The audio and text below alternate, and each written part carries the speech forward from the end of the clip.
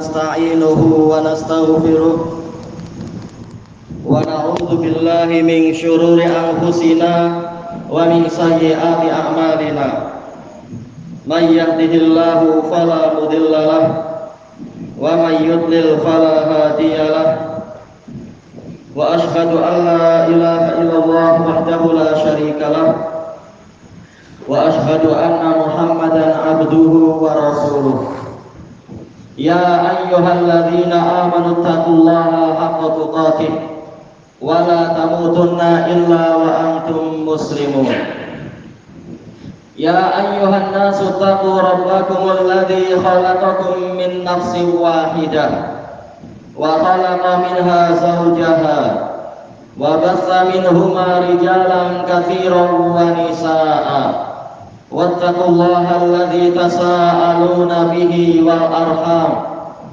إن الله كان عليكم رقيبا يا أيها الذين آمنوا اتقوا الله وقولوا قولا سديدا يصلح لكم أعمالكم ويغفر لكم ذنوبكم ومن يطع الله ورسوله فقد فاز فوزا عظيما أما بعد فإن خير الحديث كتاب الله عز وجل وخير الهدى هدى محمد صلى الله عليه وعلى آله وسلم وشر الأمور محدثاتها وكل محدثة بدعة وكل بدعة ضلالة وكل ضلالة في النار.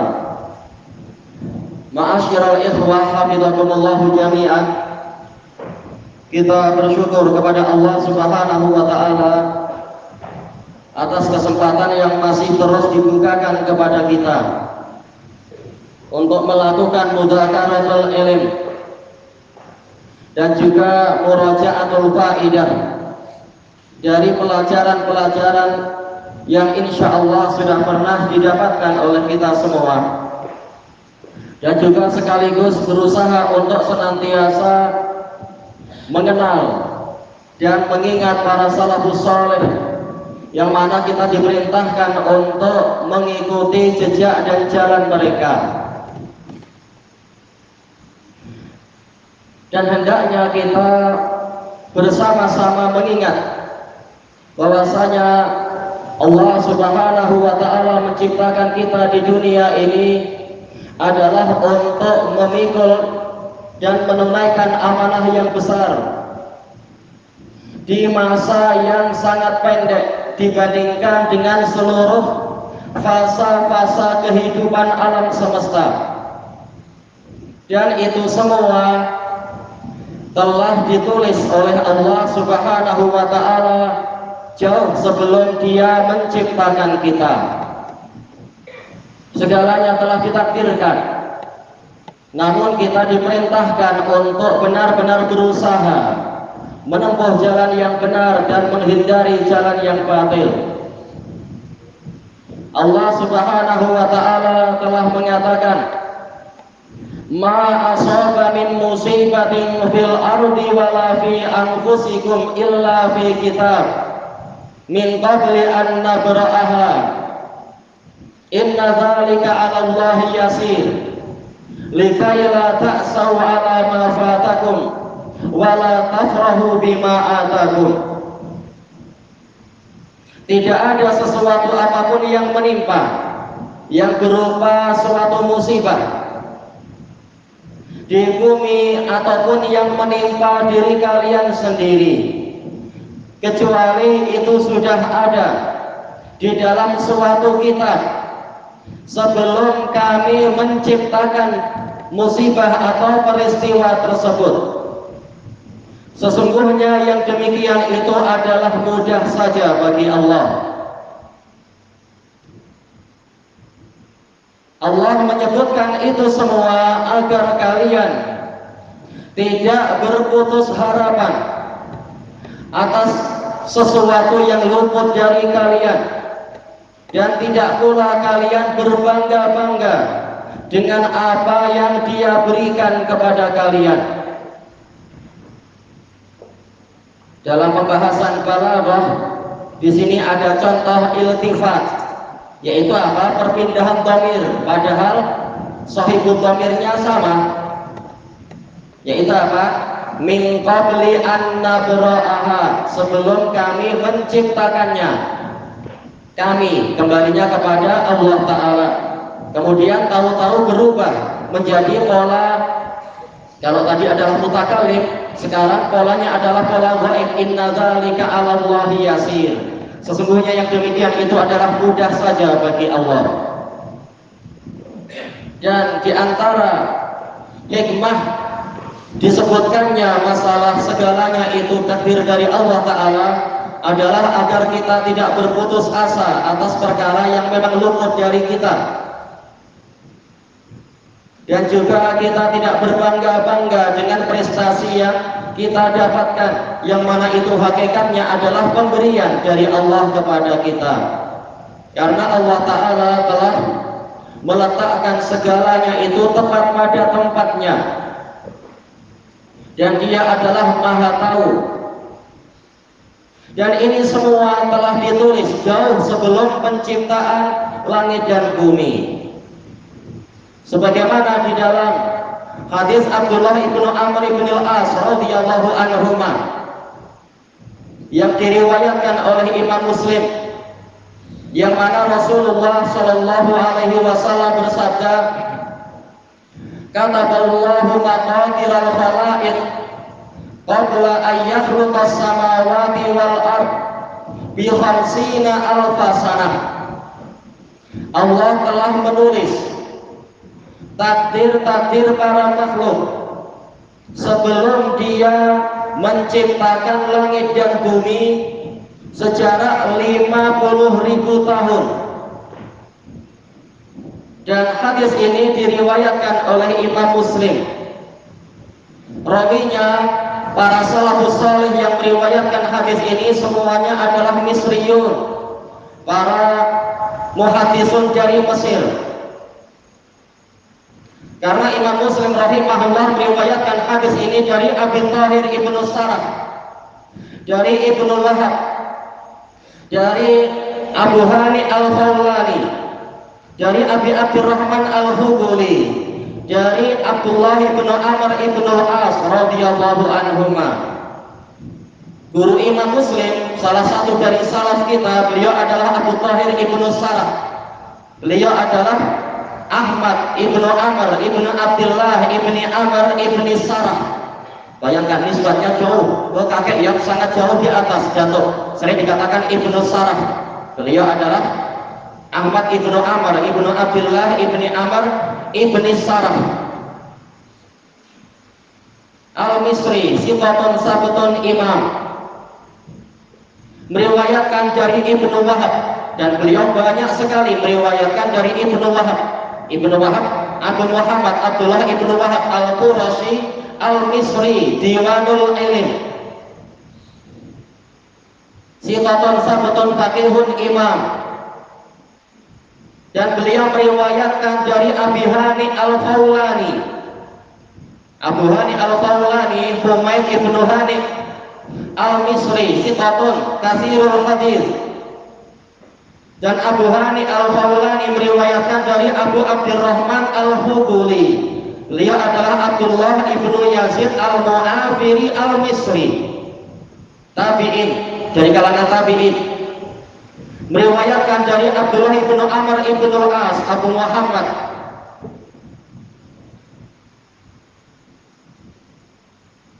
Qurashi, Makki, Summal Misri, dan juga apa? Syami. Beliau lama menyertai ayahnya di Mesir. Sejak ayahnya itu apa? Perang di Mesir dan menaklukkan Mesir. Kemudian ayahnya yang menjadi amir di Mesir. Lama sekali, bertahun-tahun Abdullah bin Amr di sana. Makanya sanad ini adalah Misriyun semuanya. Berbicara tentang apa? Tentang betapa panjangnya masa alam semesta ini. Jauh 50.000 tahun sebelum diciptakannya langit dan bumi, Allah Ta'ala telah menulis takdir-takdir para makhluk semuanya. Kemudian Allah mengatakan, Rasulullah mengatakan, wa kana arshuhu 'alal ma'. Dalam keadaan arasnya itu ada di atas air. Wa kana, ini polanya adalah menunjukkan apa? Lil mudhi ma'al istimrar ma'a qidamiz zaman. Menunjukkan itu sudah lampau, sudah masa yang lampau, tapi masih terus menerus. Karena waktunya adalah waktu haliyah. Jadi memang jauh sebelum itu semua. Bahkan sebelum penulisan takdir itu arsy Allah sudah ada di atas air. Maka dari sini tahulah kita betapa pendeknya kehidupan di dunia ini, di alam dunia ini, dibandingkan dengan masa sebelum penciptaan dan dibandingkan dengan masa di hari kiamat nanti. Dan Allah Subhanahu wa ta'ala menciptakan kita di dunia ini adalah untuk menguji, untuk mencabar siapa yang paling baik amalannya. Sebagaimana yang difirmankan oleh Allah Subhanahu wa ta'ala, yang mana kita disunahkan untuk sering membaca surat ini, yaitu surat apa? Al-Qulub, sebagai pengingat sekaligus sebagai pemberi syafaat nantinya insyaallah. Sering-sering membaca surat Al-Qulub. Tabarakalladzi biyadihil mulku wa huwa ala kulli syai'in qadir. Alladzi khalaqal mauta wal hayata liyabluwakum ayyukum ahsanu amala wa huwal azizul ghafur. Maha penuh berkah, zat yang mana di tangannya lah seluruh kekuasaan. Alnya istighraqiyah li afradil jinis, semua kekuasaan itu hanya di tangannya. Dan dia maha kuasa atas segala sesuatu. Dialah yang menciptakan kematian dan kehidupan untuk menguji, mencoba kalian, siapa dari kalian yang paling baik amalannya. Dan dia maha perkasa, lagi maha pengampun. Juga di dalam ayat yang lain Allah Ta'ala memperkenalkan dirinya. Wa huwal ladzi khalaqas samawati wal arda fi sittati ayyam wa kana 'arshuhu 'alal ma' liyabluwakum ayyukum ahsanu amala. Dan dialah yang menciptakan langit dan bumi selama 6 hari. Dalam keadaan arasnya ada di atas air, untuk menguji kalian, siapa dari kalian yang paling baik amalannya.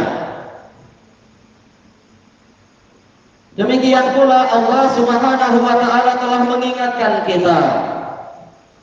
Alif Lam Mim.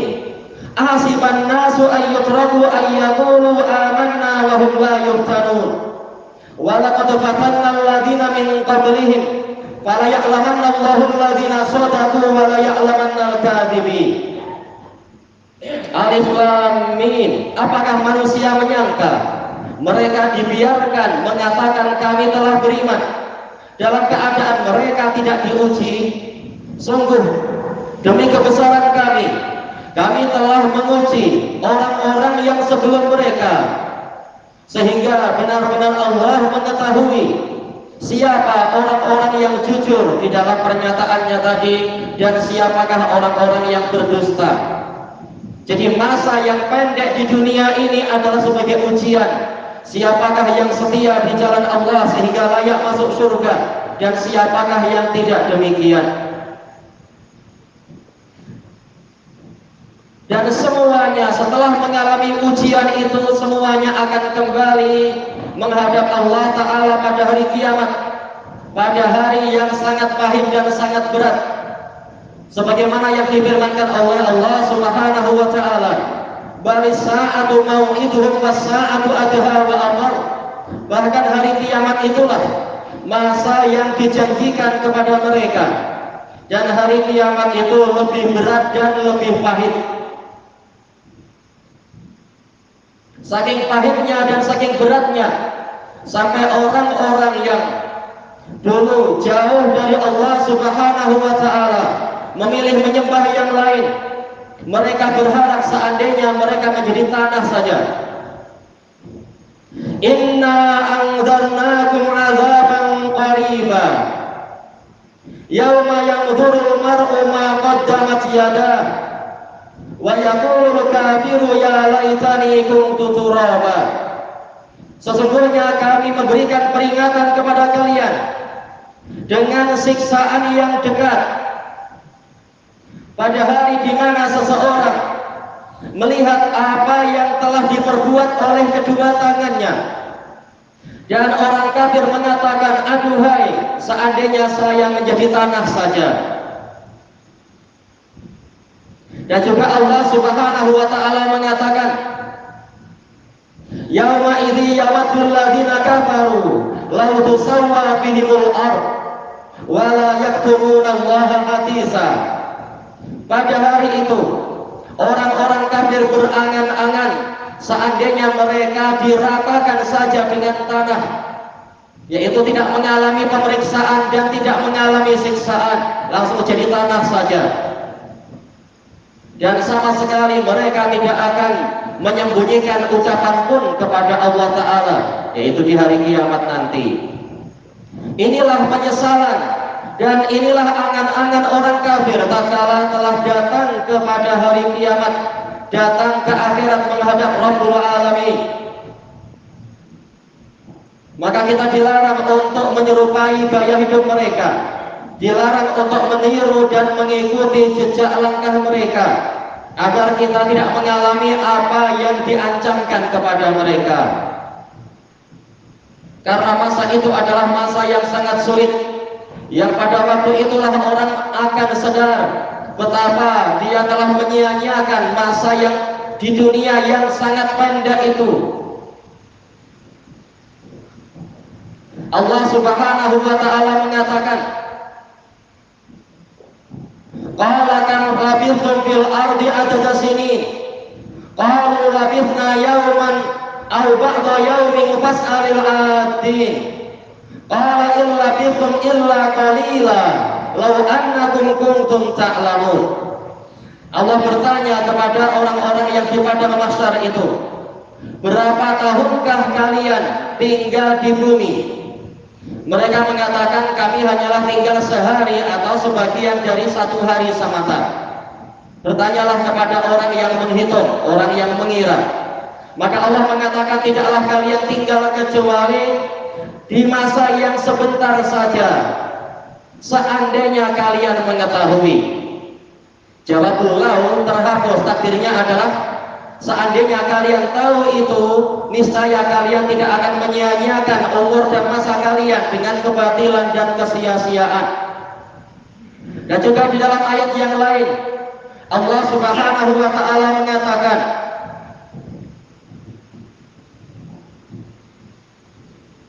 ka'annahum yawma yarawnaha lam yalbasu illa 'ashiyatan aw duhaha. Seakan-akan mereka itu di hari mereka melihat azab, mereka merasa mereka tidak tinggal di dunia kecuali hanya di masa petang atau masa pagi semata, tidak sampai satu hari. Dan juga Allah Ta'ala mengatakan, ka'annahum yawma yarawna ma yu'aduna lam yalbasu illa sa'atan min nahar. Seakan-akan mereka pada hari mereka melihat apa yang dijanjikan kepada mereka, mereka merasa tidak tinggal di dunia kecuali hanya sesaat dari waktu siang semata. Ini menunjukkan betapa pendeknya masa hidup di dunia dibandingkan dengan akhirat. Sebagaimana disebutkan oleh Al-Imam Ibnul Qayyim rahimahullahu ta'ala di dalam kitab beliau Iddatus Sabirin, inna dunya nafasun min anfasil akhirah wa sa'atun min sa'atiha. Sesungguhnya dunia itu hanyalah satu nafas dari nafas-nafas akhirat, dan dia hanyalah satu saat dari saat-saat di akhirat, masa yang sangat pendek. Sebagaimana juga di dalam hadis Abi Hurairah radhiyallahu anhu, yang mana Rasulullah Shallallahu alaihi wasallam mengatakan, yadkhulul fuqara'ul muslimin al-jannah qabla aghniyaihim bi nisfi yaum wa huwa 500 am. Orang-orang fakir dari kalangan muslimin akan masuk surga mendahului orang-orang kaya mereka sejarak setengah hari, yaitu 500 tahun. Berarti sehari di akhirat itu adalah bagaikan 1000 tahun di dunia. Bukan bagaikan 1000 hari, tapi ada 1000 tahun. Ini menunjukkan betapa pendeknya masa kehidupan di dunia, betapa singkatnya kesempatan yang dihamparkan di hadapan kita dibandingkan dengan masa yang panjang yang menantikan kita di hari kiamat nanti. Dan hadis ini sahih diriwayatkan oleh Al-Imam Ahmad bin Hanbal rahimahullahu taala, yang mana beliau mengatakan di dalam Musnad beliau, haddatsana Affan qala haddatsana Hammad, Affan bin Muslim As-Saffar, beliau Abu Utsman Al-Basri siqatun sabtun imam, dan beliau adalah asbatun nasi Hammad ibnu Salamah. Dan Hammad ibnu Salamah, Abu Salamah Hammad bin Salamah bin Dinar Al-Basri siqatun sabtun sunni, dan beliau adalah asbatun nasi Sabit bin Aslam Al-Bunani. Namun kali ini beliau tidak meriwayatkan dari Sabit bin Aslam. Beliau meriwayatkan dari Muhammad ibnu Amr ibnu Al-Qamah, yang dikatakan sebagai Yaqutatul Ulama, dan beliau adalah apa? Siqatul Yufti Madaniyun Faqih. Dan beliau ini meriwayatkan dari Abu Salamah bin Abdurrahman, Abu Salamah bin Abdurrahman bin Auf, Siqatul Faqihun Madani, meriwayatkan dari Abi Hurairah radhiyallahu anhu. Dan beliau Yamaniyun summa Madani. Jadi di dalam sanad tadi ada 2 Basri dan ada 3 Madani. Sanadnya sahih, menjelaskan betapa pendeknya masa kehidupan di dunia. Sehari di akhirat itu nilainya adalah 1000 tahun. Maka untuk masa yang panjang itulah hendaknya kita memanfaatkan kesempatan yang sebenarnya sangat sempit ini. Dengan sedikit kesusah payaan di dunia, kita berharap akan mampu beristirahat, mampu rehat dengan tenteram di akhirat nanti. Sebagaimana disebutkan oleh Al-Imam Ibnul Qayyim rahimahullah di dalam Kitabul Fawaid, ya aqdamas sabar ihmali baqiyal qalil, wahai kaki-kaki kesabaran, pikullah beban amanah ini, karena yang tersisa hanyalah sedikit saja. Sebentar lagi kita akan segera istirahat. Berapa umur dari umat Muhammad SAW? Mungkin 60, mungkin 70 tahun, dan jarang ada yang mampu melampaui itu. Sudah sebentar lagi insya Allah kita akan segera beristirahat, apabila di dunianya kita adalah termasuk dari orang-orang yang soleh. Makanya sangat dianjurkan di masa yang sangat sempit ini kita memperbanyak perbekalan dengan amal soleh, terutama adalah amalan-amalan yang memiliki nilai yang dilipat gandakan, amalan yang diharapkan dia itu bersifat jariyah, yaitu dianggap terus mengalir nilainya, mengalir kemanfaatannya, sehingga mengalir pula pahalanya untuk kita. Sebagaimana di dalam hadis yang terkenal dari Abi Hurairah radhiyallahu anhu, bahwasanya Rasulullah Shallallahu alaihi wasallam bersabda, "Idza matal insan inqata'a alaihi amaluh illa min salat, illa min shadaqatin jariyah aw ilmin yuntafa'u bih aw waladin shalihin yad'u lahu." apabila manusia itu mati, terputuslah darinya amalan dia, kecuali dari 3 perkara. Kemudian Rasul menyebutkan yang pertama adalah shadaqatun jariyah, sedekah yang terus mengalir. Yang kedua adalah ilmu yang diambil manfaatnya. Dan yang ketiga adalah anak soleh yang mendoakan dia.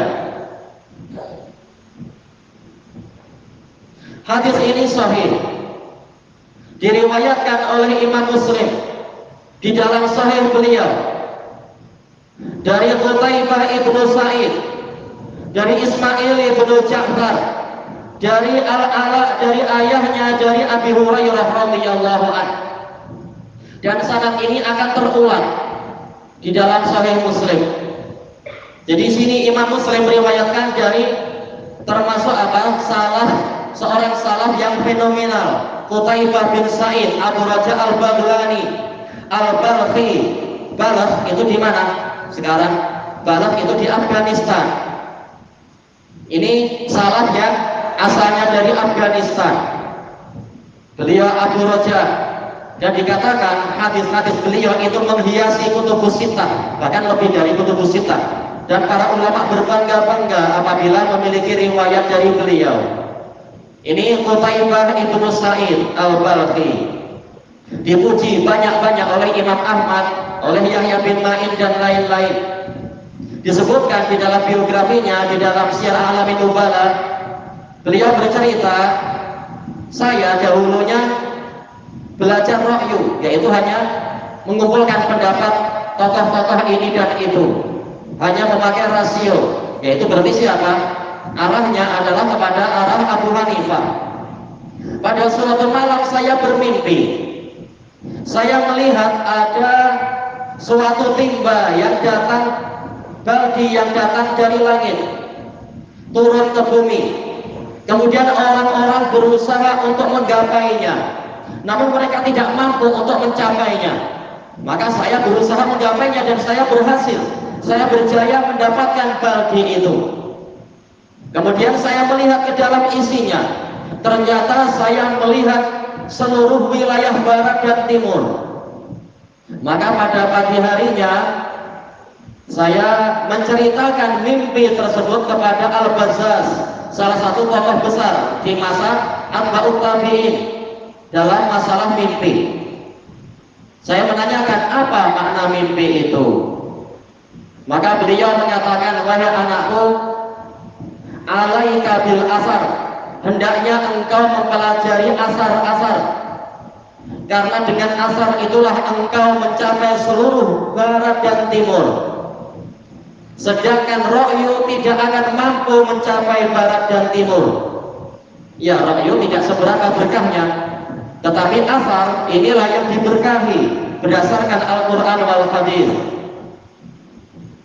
Yang mana Al-Imam Al-Auza'i rahimahullahu ta'ala telah mengatakan, alaika bi asari man salaf wa in rafadakan nas wa iyyaka wa ara'ar rijal wa in zahrabuhu laka bil qaul. Hendaknya engkau setia kepada asar-asar para salaf sekalipun umat manusia menolak dirimu, dan hindarkan dirimu dari ra'yu-ra'yu para tokoh sekalipun mereka menghiasinya dengan perkataan.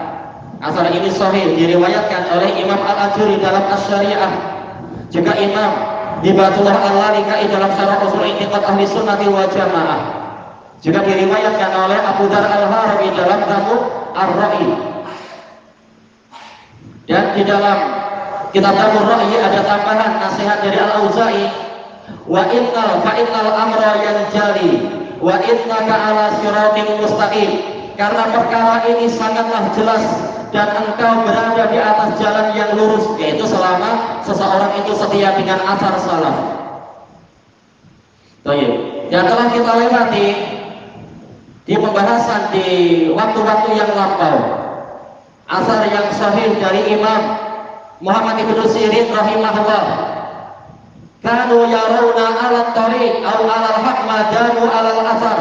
Mereka, guru-guru beliau, yaitu para sahabat dan tabi'in, ya beliau tabi'in juga, memandang mereka itu tetap di atas jalan yang benar selama mereka ada di atas asar.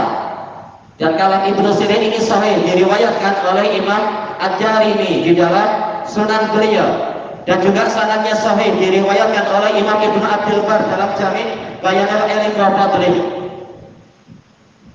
Kemudian Imam Qutaibah bin Sa'id bercerita, sejak saat itu saya tinggalkan ra'yu dan saya memusatkan perhatian pada asar.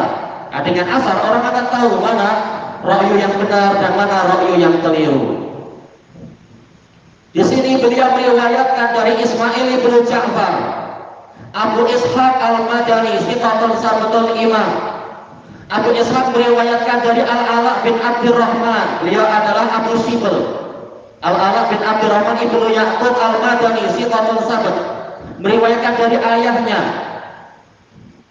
yaitu siapa ayahnya? Abu Ya'qub, Abdurrahman ibnu Ya'qub Al-Madani, siqah, meriwayatkan dari Abi Hurairah radhiyallahu anhu. Hadis apa tadi ya? Hadis apa itu? Hadis masalah 3 amalan yang tidak terputus. Yang pertama adalah sedekah jariyah. Baik. Allah Subhanahu wa taala telah berfirman, "Innallaha la yadlimu mithqala dzarrah wa in taku hasanatan yudha'ifha wa yu'ti min ladunhu ajran 'azima." Sesungguhnya Allah tidak akan menganiaya amalan walaupun seukuran zarrah.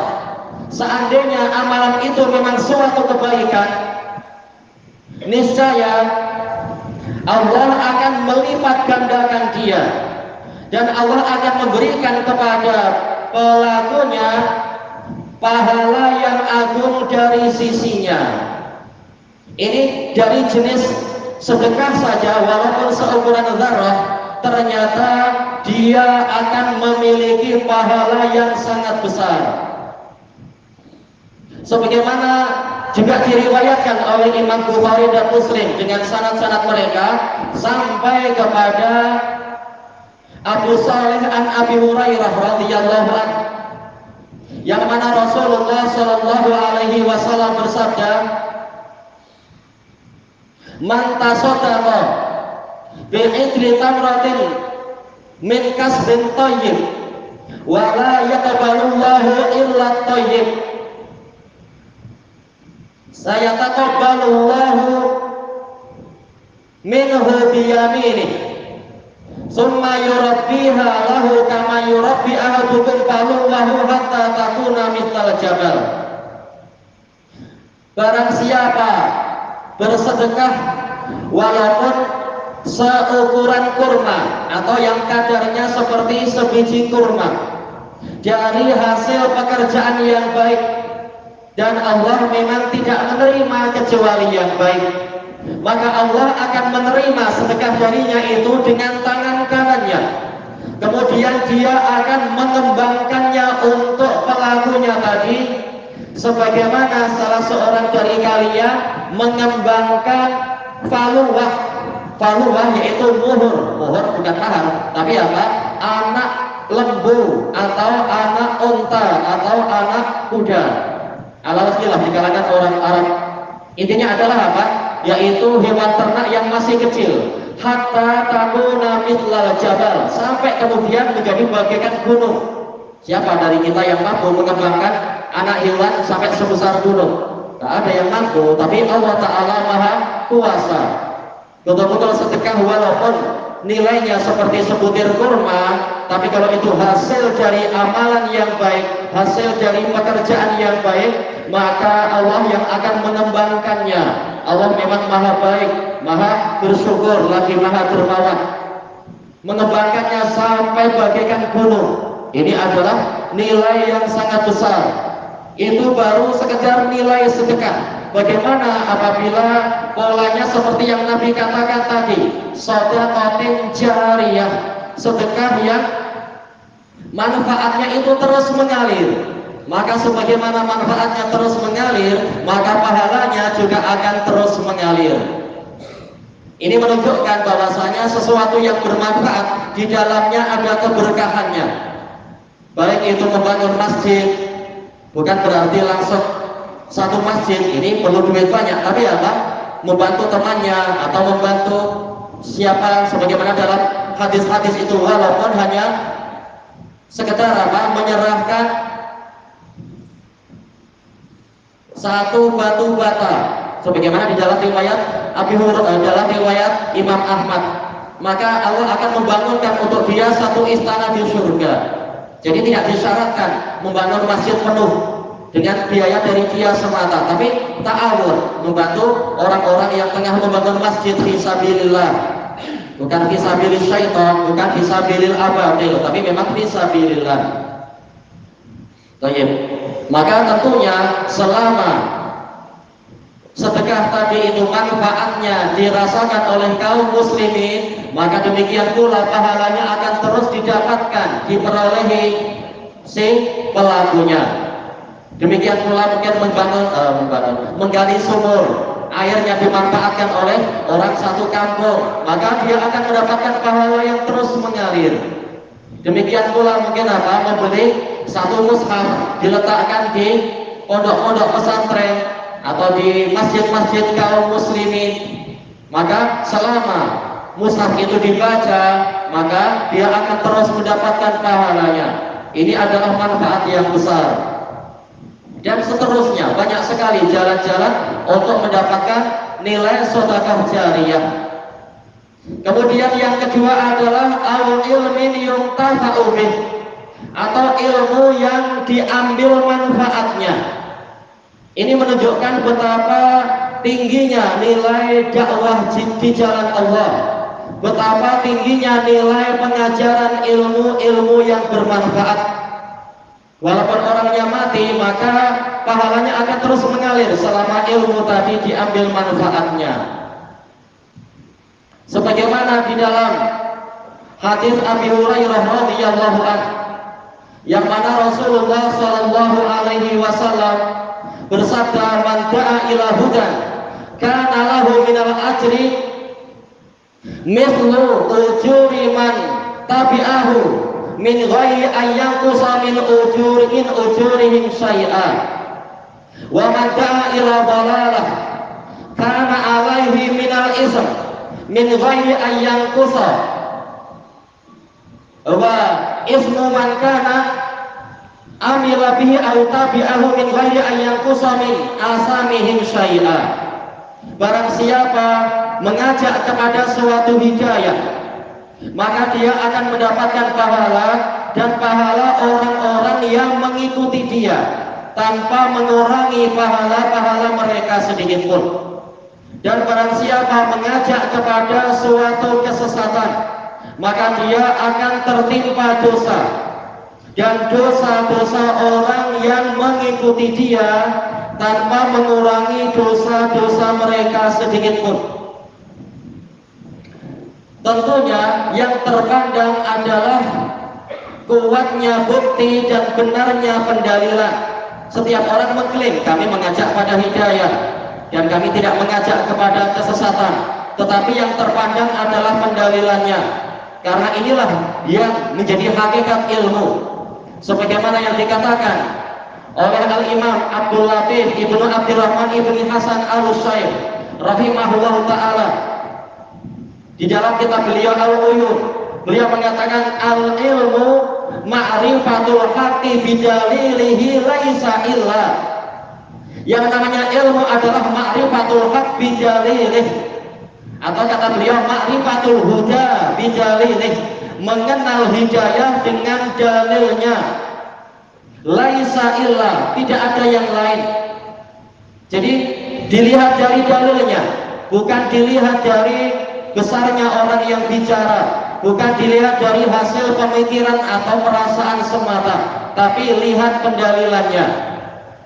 Sebagaimana kewajiban yang telah disebutkan oleh Al-Imam Najdi dalam kitab yang paling mendasar yang diajarkan oleh para salafiyun sendiri. Beliau mengatakan di antara kewajibannya apa? Ma'rifatu dinil Islam bil adillah, mengenal agama Islam dengan dalil-dalil. Beliau tidak mengatakan apa? Dengan pendapat para tokoh yang tidak maksum, bukan, tapi dengan dalil-dalil. maka yang terpandang adalah pendalilannya. Barang siapa telah menyodorkan dalil dengan tepat, maka kalam dia itulah yang wajib diterima, bukan sekedar besar kecilnya orang. Kalau tidak, maka apa bedanya kita dengan para hizbiyun dan mubtadi'ah lainnya? Masing-masing mereka juga mengklaim mereka di atas hidayah. Tapi tatkala di medan pendalilan terbukti siapa yang berada di atas kuda balap dan siapa yang di atas keledai yang sakit, maka yang terpandang adalah pendalilan, bukan sekedar besarnya ucapan. Baik. Hadis tadi diriwayatkan oleh Imam Muslim dengan sanad yang telah disebutkan terdahulu, sanadnya sama. Imam Muslim meriwayatkan dari Qutaibah bin Sa'id, dari Ismail bin Ja'far, dari Al-Ala, dari ayahnya dari Abi Hurairah radhiyallahu anhu. Semuanya madaniyun kecuali Qutaibah bin Sa'id, dan beliau adalah, siapa yang ingat? Nah, kita menghafal para tokoh-tokoh salaf. Qutaibah bin Sa'id dari negara mana? Negara yang jarang disebut dalam pembahasan ya. Negara mana? Qutaibah bin Sa'id. Negara mana? Siapa yang ingat? Yang sangat jarang-jarang disebut dari di kalangan para salaf. Apa tadi? Iya? Bukan. Beliau pernah ke Syam, tapi beliau lahirnya bukan di Syam. Dari mana? Yang terkenal perang itu, perang. Ayo, ya semua jadi tahu. Ya, Afghanistan. Beliau adalah Al-Afghani Al-Iraqi. Beliau lama di Irak, tapi apa? Beliau orang Afghanistan. Toyib. Pembahasannya apa tadi? Yaitu betapa tingginya nilai dakwah ke jalan Allah, dakwah kepada hidayah, maka pahalanya akan terus mengalir. Sebagaimana kalau yang diajarkan adalah kebatilan, maka dosanya juga akan terus mengalir. Na'udzubillah. Dan ini juga sama kurang lebihnya dengan hadis yang diriwayatkan oleh Al-Imam Al-Bukhari rahimahullahu ta'ala, dan juga Imam Muslim, hadisnya muttafaqun alaih. Imam Bukhari meriwayatkan sama juga dari Qutaibah bin Sa'id, tapi dari Abdul Aziz bin Abi Hazim, dari Abu Hazim, dari Sahal bin Sa'ad As-Sa'idi radhiyallahu anhu. Dan ini terkenal, insyaallah telah dilewati dalam pembahasan kitab Tauhid. Nasihat Rasulullah sallallahu alaihi wasallam kepada Ali bin Abi Thalib radhiyallahu anhu. Wallahi la ayyahdiyallahu bika rajulan wahida khairul laka min humrin na'am. Demi Allah, benar-benar seandainya Allah memberikan hidayah kepada satu orang saja dengan sebab perantaraan dirimu, itu lebih baik untukmu daripada engkau mendapatkan unta merah. Unta merah, bukan hanya satu, yaitu harta yang paling mewah di masa itu. Kalau sekarang tinggal diperkirakan apa harta yang jenis harta yang paling mewah. Ini menunjukkan keutamaan dakwah ke jalan Allah. Walaupun hanya satu yang mau ikut kita, tapi kalau ajaran benar, maka bergembiralah dengan pahala yang nilainya sangat tinggi. Apalagi Rasulullah mengatakan fatuba lil ghuraba, maka keberuntungan untuk orang-orang yang asing tadi. Baik. Hadis ini diriwayatkan oleh Imam Bukhari dari Qutaibah bin Sa'id. Tadi siapa? Abu Raja Al-Baghlani Al-Balti, yaitu Al-Afghani Al-Iraqi. Beliau meriwayatkan dari Abdul Aziz ibnu Abi Hazim, yaitu Abdul Aziz bin Salamah bin Dinar Al-Madani. Beliau adalah Abu Tamam Sifatun Sabat, meriwayatkan dari ayahnya, yaitu siapa? Abu Hazim dari Sa'ad bin Sa'ad Salamah bin Dinar Al-Madani, meriwayatkan dari Sa'ad bin Sa'ad As-Sa'idi radhiyallahu anhuma. Asal hadisnya muttafaqun alaih. Itu yang kedua, yaitu apa? Di antara amalan yang mengalir pahalanya adalah ilmu yang diambil manfaatnya, tetapi sesuai dengan syarat Nabi, yuntafa'u bih, ilmu yang diambil manfaatnya, yaitu ilmu yang bermanfaat untuk pelakunya, pemiliknya, dan juga bermanfaat untuk orang yang lain. Adapun orang yang kedekut, yang pelit, tidak mau mengajari orang lain kebaikan, menyembunyikan kebenaran, menyembunyikan kebaikan, kebaikan dalam artian ilmu yang bermanfaat, tidak mau menyebarkan ke orang lain, maka tidak termasuk di dalam janji Nabi Shallallahu Alaihi Wasallam. Dan tentunya yang paling wajib mendapatkan manfaat dari ilmunya adalah pelakunya sendiri. Jangan seperti orang-orang sufi yang sangat teliti dalam masalah tajwid, dan itu baik sebenarnya, tetapi prakteknya kalau sudah mulai masuk ke puji-pujian, di Jawa istilahnya pujian, yaitu apa? Nasyid-nasyid itu langsung lari kemana-mana, itu tajwidnya tak sesuai, kita dengar di telinga pun sakit. Padahal apa? Mereka sangat memperhatikan masalah tajwid. Dan demikian pula misalnya kata, yaitu jangan kita menjadi orang seperti orang-orang yang tidak mengamalkan ilmunya. Sudah belajar tauhid seperti apa sebagian Ustadz Sururiyo di Jawa itu. Setelah mengajarkan tauhid, tahu-tahu habis isya atau entah jam 9 atau 10 malam pulang, mengajak lewat jalan yang agak jauh. Kami tanya, Ustadz, lewat sini kan dekat ke rumah antum, itu lewat kuburan. Nah, murid bertanya, Ustadz, kan tadi sudah diajari tauhid, antum mengajarkan tauhid. Dia bilang tauhid, tapi kuburan. Kalau kita kejar, terus ada apa dengan kuburan? Orang yang mati tak mampu hidup lagi, di mana tauhid kita? Di kuburan memang banyak malaikat menyiksa orang-orang yang jahat dan tidak akan menyakiti orang-orang yang baik. Baik, lalu kenapa kita harus takut pada kuburan? Untuk apa kita berteori mengajarkan kitab tauhid, ujung-ujungnya apa? Tidak diamalkan. Atau sering bicara masalah haramnya riba, tapi tahu-tahu apa? Masih bergelimang dengan riba.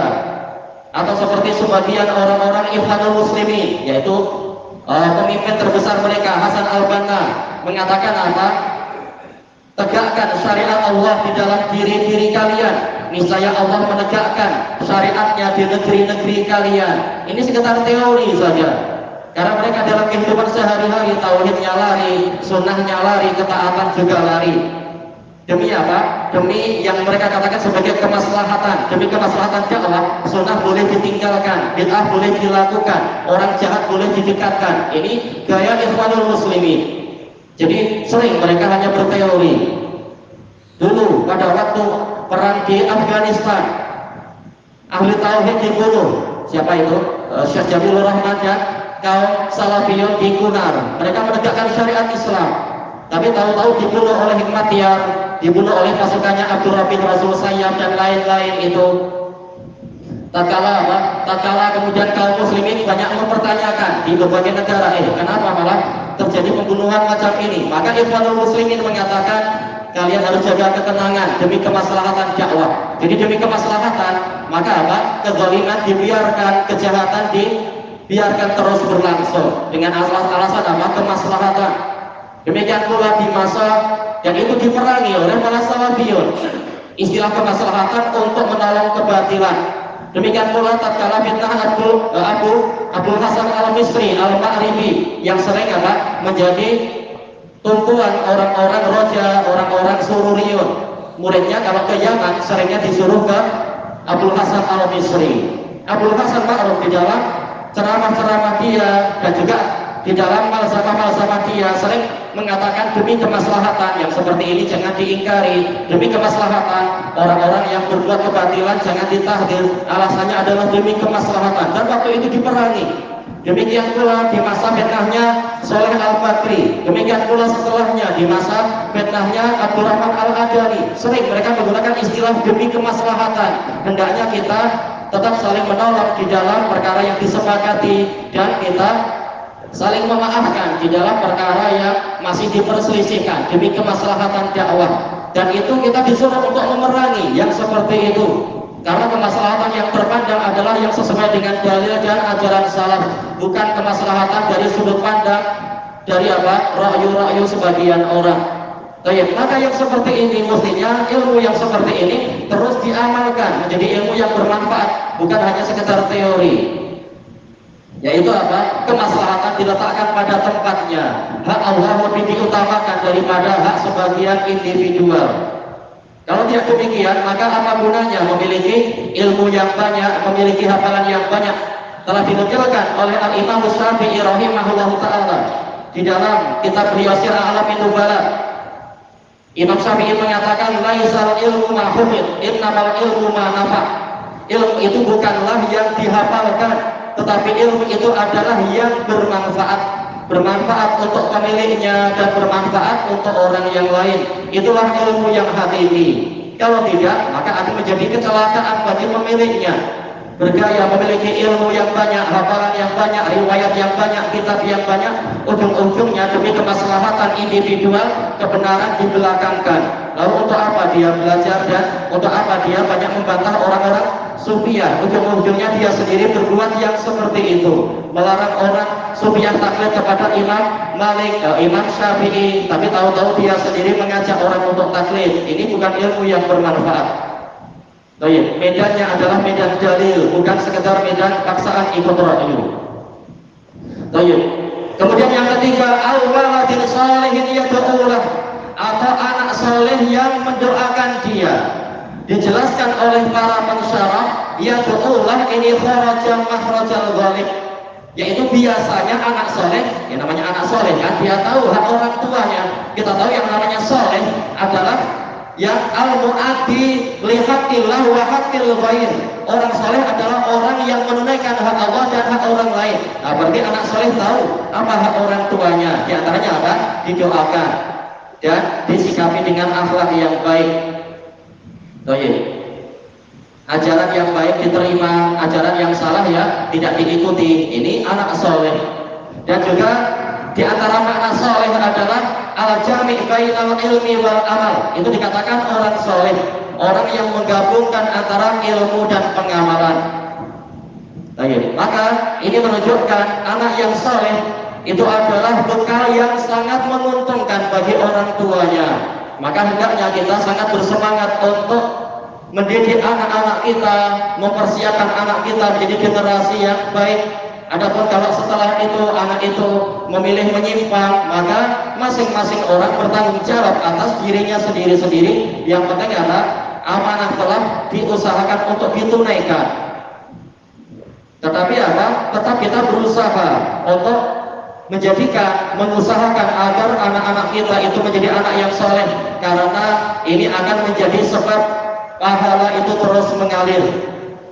Sebagaimana juga di dalam hadis yang hasan dari Abu Hurairah radhiyallahu anhu, yang mana Rasulullah sallallahu alaihi wasallam mengatakan, innallaha la yarfa'u darajata lil 'abdi shalih fil jannah fayaqulu ya rabbi anna li hadza fayaqul bi du'ai istighfari waladika shalih. Sesungguhnya Allah benar-benar akan mengangkat derajat untuk seorang hamba yang soleh di surga. Kemudian dia mengatakan, wahai Rabbku, dari mana saya mendapatkan ini? Maka Allah menjawab, bistighfari waladika soleh. Dengan sebab anakmu yang soleh mendoakan pengampunan untukmu. Hadis ini hasan. Diriwayatkan oleh Imam Ahmad rahimahullahu ta'ala. Kenapa hasan? Karena di dalam sanadnya ada siapa? Ada riwayat Hamad dari Asim. Asim, kalau Hamad dari Asim siapa? Asim bin Abi Nujud. Dan beliau adalah Abu Bakar. Beliau imam bil qiraah, saduqun bil riwayah. Baik. Dari Abi Saleh, dari Abi Hurairah radhiyallahu anhu. Nah, dengan sebab Asim ini sanadnya jadi hasan, tapi tidak masalah. Menunjukkan apa? Betapa pentingnya kalau kita memiliki anak yang soleh, mengamalkan firman Allah Subhanahu wa ta'ala, wa qur rabbirhamhuma kama rabbayani shaghira. Katakanlah, wahai Rabbku, berikanlah rahmat untuk mereka berdua sebagaimana mereka telah mentarbiyah, merawat dan mendidik saya tatkala saya masih kecil. Ini semua adalah contoh dari amalan-amalan yang tidak terputus walaupun pelakunya itu telah meninggal dunia. Dan ini semua diusahakan untuk agar kehidupan kita yang singkat di dunia ini tidak tersia-sia dan tidak ditenggelamkan di dalam fitnah dunia yang bagaikan lautan yang sangat dalam dan bergelora, sebagaimana yang dinukilkan di dalam kitab Al-Wafi bil Wafayat Di dalam biografi Al-Imam Abu Bakar At-Turtusi rahimahullahu ta'ala, syair yang terkenal itu disebutkan oleh Imam An-Nawawi dalam Muqaddimah Riyadhus Shalihin, tapi sebenarnya bukan milik Imam Syafi'i, milik apa yang sebelum beliau, Imam Abu Bakar At-Turtusi. Inna lillahi ibadan futana talaqud dunya wa khaful fitana nadharu biha falamma alimu annaha laysat li hayyin watana ja'aluha hujjatan wattakhadhu salihal a'mali sufuna. Inna lillahi ibadan futana, sesungguhnya Allah memiliki para hamba yang cerdik, para hamba yang cerdas. Talaqud dunya wa khaful fitana, mereka mentalak dunia dan mereka itu dalam keadaan mereka itu takut dengan fitnah-fitnah.